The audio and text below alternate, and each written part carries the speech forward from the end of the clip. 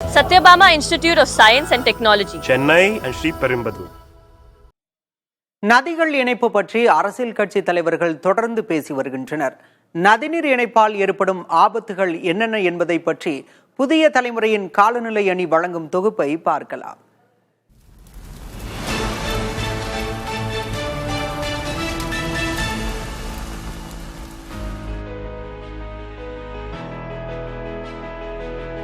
சமீபத்திய நிகழ்ச்சி ஒன்றில் ஆந்திர பிரதேச முதல்வர் சந்திரபாபு நாயுடு கோதாவரி காவிரி நதிநீர் இணைப்பு என்பது காலத்தின் கட்டாயம் என கூறினார்.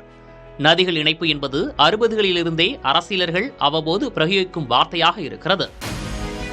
இந்த விஷயத்தில் அரசியலர்கள் பொதுமக்கள் கருத்திலிருந்து சுற்றுச்சூழல் நிபுணர்கள் மாறுபடுகிறார்கள்.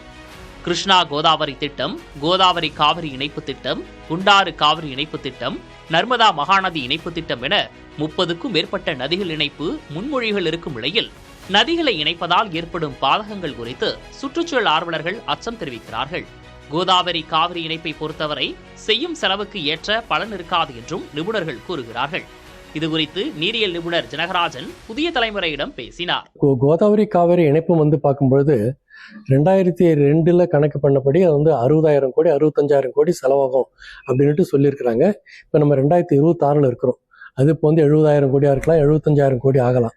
இப்போ நான் சொல்கிறது என்னென்னு கேட்டிங்கன்னா இவ்வளோ செலவு பண்ணி தமிழ்நாட்டுக்கு எவ்வளோ தண்ணி கிடைக்க போகுது அப்படின்னா 41 டிஎம்சி ஃபீட்டு தான் தமிழ்நாட்டுக்கு வரப்போகுது. அதனால் அந்த 41 டிஎம்சி ஃபீட்டுலேயும் 10 டிஎம்சி ஃபீட்டு சென்னை குடிநீருக்கும், 17 டிஎம்சி ஃபீட்டு காவிரி நீர்ப்பாசனத்துக்கும், மீதி டிரான்ஸ்மிஷன் லாஸு வர வழியில் லாஸ் ஆகிறதுக்கு வாய்ப்பு இருக்குது. அதனால் அந்த தண்ணி இதுதான் நமக்கு ஆக போகுது. இப்போ இதில் நம்ம 66,000 70,000 கோடி மத்திய அரசு செலவு பண்ண, அதில் 90% மத்திய அரசு கொடுக்கும், 10% தமிழ்நாடு அரசு கொடுக்கணும்.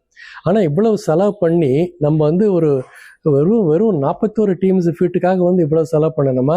இதை தவிர ஆனுவல் எக்ஸ்பெண்டிச்சர், ஆப்ரேஷன் மெயின்டெனன்ஸ், பராமரிப்பு செலவு நிறைய இருக்கு. நதிகள் இணைப்பால் சில நன்மைகள் கிடைத்தாலும் திட்டமிடல் சரியாக இல்லாவிட்டால் பல்லுயிர் இழப்பு, காடுகள் அழிவு, படுகைகள் சீரழிவு, மீன்வளம் பாதிப்பு, கடற்கரை அரிப்பு போன்ற நீண்டகால சுற்றுச்சூழல் பாதிப்புகள் ஏற்படும் அபாயம் உள்ளது. அதே நேரத்தில் மழைநீரை நீர்நிலைகளில் தக்க முறையில் சேகரித்து அவற்றை பராமரித்தாலே தண்ணீர் பிரச்சனையை தீர்க்க முடியும் என சுற்றுச்சூழல் வல்லுநர்கள் கூறுகிறார்கள். தமிழ்நாட்டை பொறுத்த வரைக்கும் மழை இல்லாமல் இல்லை. மழை பெய்யுது, எக்கச்சக்கமான மழை பெய்யுது.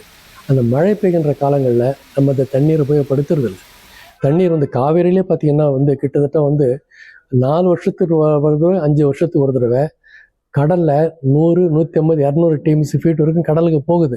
நான் கடலுக்கு போகிற தண்ணி அத்தனையும் வேணும்னு சொல்ல, அதில் 20% கடலுக்கு போக விட்டுட்டு மீதி தண்ணீர் நம்ம சேர்க்கலாம்.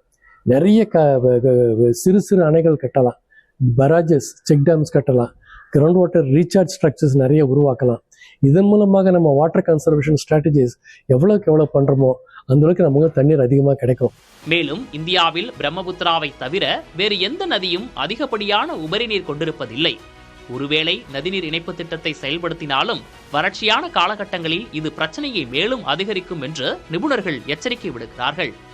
புதிய தலைமுறை கால்நிலை அணிக்காக செய்தியாளர் Balavetrivel, Navaneetha Krishnan. Satyabama Institute of Science and Technology, Chennai and Sri Perumbudur.